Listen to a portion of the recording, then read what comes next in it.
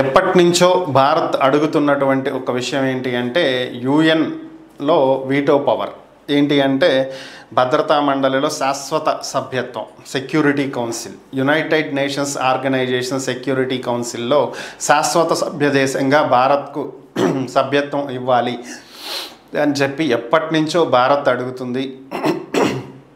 అలాగే భారత ప్రజల ఆకాంక్ష కూడా.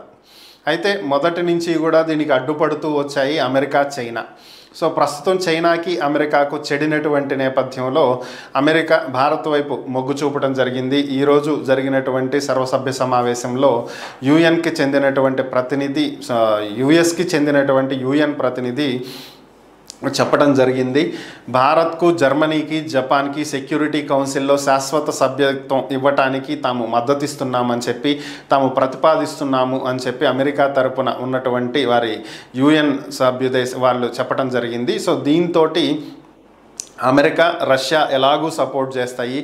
ఇక్కడ విషయం ఏంటంటే భద్రతా మండలిలో శాశ్వత సభ్యత్వానికి మనం ఎన్నిసార్లు నామినేట్ అయినా బ్యాక్ రావడానికి కారణం ఏంటంటే ఉన్నటువంటి సభ్య దేశాల్లో ఏ ఒక్క దేశం కూడా వ్యతిరేకించకూడదు. సో వీటో పవర్ని ఉపయోగించకుండా అందరూ ఖచ్చితంగా ఓకే చేయాలి, ఏకగ్రీవం అవ్వాలి. మెజారిటీ అనేది ఉండదు ఇక్కడ. సో 5 సభ్య దేశాలు ఉంటే ఇందులో 3 ఓకే అని 2 నో అంటే ఇవ్వటం జరగదు. 5 కూడా ఓకే అనాలి. కానీ ప్రతిసారి చైనా అడ్డుపడుతూ వస్తుంది. కానీ ఈసారి కూడా మరి పరిస్థితి ఎలా ఉంటుందో చూడాలి. అమెరికా ఓకే అంటుంది, రష్యా ఓకే అంటుంది, మిగిలినటువంటి సభ్య దేశాలు ఓకే అంటున్నాయి. కానీ చైనా అనిద్దా లేదా అనేదే ఇక్కడ ప్రధానంగా ఉన్నటువంటి చర్చ.